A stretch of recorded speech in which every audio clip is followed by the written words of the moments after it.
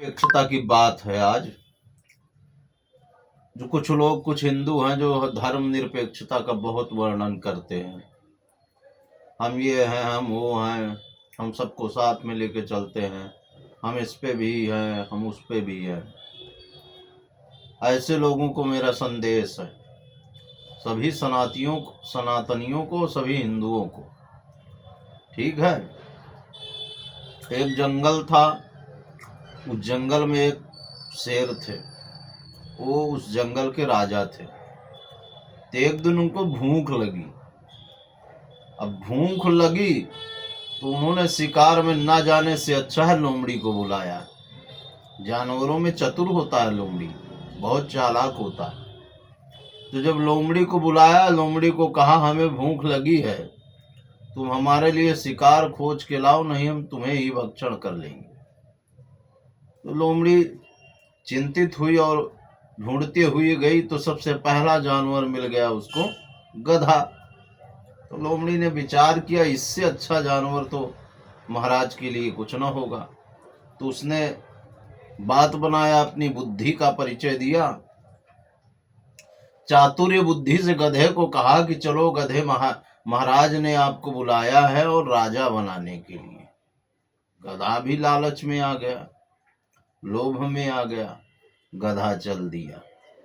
जब गधा गया शेर के पास, तो शेर ने सबसे पहले अटैक किया, आक्रमण। जब आक्रमण किया तो गधे के दोनों कान जो है उसने नोच लिए और भाग गया गधा, किसी प्रकार जान बचाकर। जब भाग गया तो फिर लोमड़ी गई। तो लोमड़ी ने कहा कि क्यों भाग गए? बोले तुम कह रहे थी कि राजा बनाने के लिए बुला रहे हैं, वो तो मेरा कान नोच ले गए। बोले मूर्ख, तुम्हें समझ में ना आया, कान तुम्हारे राज मुकुट में दिक्कत देते, इसलिए कान ही महाराज सबसे पहले खत्म किए। अब राज मुकुट तुम्हारे सर पर बढ़िया अच्छा लगेगा, चलो तुमको राजा बनवाता हूं। पुनः गधा चला गया लोमड़ी के साथ। लोमड़ी जब लेके गई तो महाराज इस बार पूंछ पर अटैक किए। जब पूंछ पर अटैक किए तो पूंछ ही नोच लिए। अब गधा फिर भाग निकला, फिर लोमड़ी गई। तो लोमड़ी ने गधे ने लोमड़ी से कहा कि महाराज तू कह रही हो मुझे राजा बनाने के लिए, वो मेरी पूंछ ही काट लिए। बोले समझ में ना आया तुम्हारे बात। जब तुम सिंहासन में बैठते तो तुम्हारी पूंछ आड़े आती, अब पूंछ नहीं है, इसके उपरांत बैठोगे तो बड़ी सहजता से राजगद्दी में बैठ पाओगे। और चलो, तो उसने कहा ठीक कहा।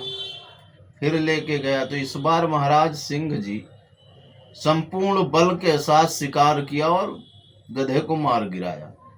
अब गधे को मार गिराया तो लोमड़ी से कहा कि जाओ इसका मस्तिष्क यानी दिमाग और फेफड़े और हृदय हमको ले आओ, बाकी चमड़ी आदि अंग हैं वो तुम खा लेना। तो लोमड़ी गई तो सबसे पहले दिमाग खा गई, उसके बाद फेफड़ा और हृदय लेके महाराज शेर के पास गई। तो शेर ने कहा इसका मस्तिष्क कहाँ है? बोले दिमाग तो इसमें था ही नहीं महाराज। बोले क्यों? कहा एक बार कान कटा, दूसरी बार पूंछ कटी, अगर दिमाग होता तो तीसरी बार मरने क्यों ये आता? शेर भी हंसता हुआ बोला बिल्कुल सत्य बात है लोमड़ी, बहुत सत्य बोल रही है। अभी यहां से गधा हिंदू की परिभाषा है। हजारों साल से हिंदू प्रताड़ित हो रहा है, सनातन धर्म को विवर्जित किया जा रहा है नाना प्रकार की बातों से।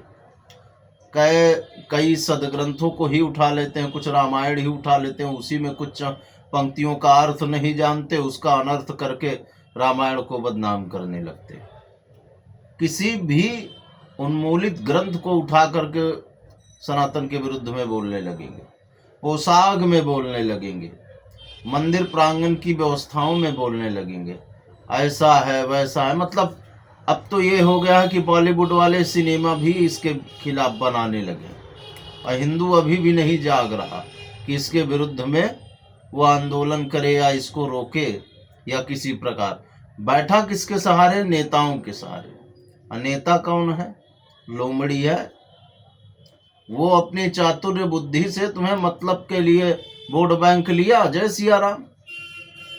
अब आगे 1990 में इसके बावजूद भी कुछ हिंदू कहते हैं कि हम धर्मनिरपेक्ष हैं। अच्छा, धर्मनिरपेक्ष हो तो जब 1990 में कश्मीर में पंडितों को कत्लेआम किया गया, घर से बेघर किया गया, तब तुम्हारी धर्मनिरपेक्षता कहाँ थी? उन्होंने क्यों नहीं उनके ऊपर दया भाव रखा? आज तुम चले हो धर्मनिरपेक्षता की बात करने। आज चीटा लगता है राम मंदिर बन गया, आज चीटा लगता है काशी कॉरिडोर बन गया, आज चीटा लगता है महाकालेश्वर कॉरिडोर बन गया। अरे भाई, हजारों वर्ष से प्रताड़ित हैं हिंदू धरोहरें, उनकी परंपराएं, उनका जीर्णोद्धार अब नहीं होगा तो कब होगा? और सबसे बुरी बात यह है, सबसे दुखद और सबसे दैनिक स्थिति यह है कि अच्छा करने वाले तो कर ही रहे हैं, पर कुछ हिंदू इसके विपरीत बोलते हैं और एक नए धर्म की स्थापना की बात करते हैं। सनातन धर्म कहता है सबको लेकर के साथ में चलना, बिल्कुल सही है, इस बात के मैं विरुद्ध नहीं हूं, परंतु आप क्यों शोषित होते हो? आप किसी का शोषण मत करो और स्वयं शोषित मत हो। अपने अधिकार पर रहो और अपने स्वाभिमान का रक्षण करो। आज अगर सो गए तो हमेशा सोते रहोगे। और चले हो धर्मनिरपेक्षता की बात करने। धर्मनिरपेक्षता का सिद्धांत क्या कहता है ये तो कम से कम जान लो। बस धर्मनिरपेक्षता, हम इसको भी मानते हैं, हम उसको भी मानते हैं।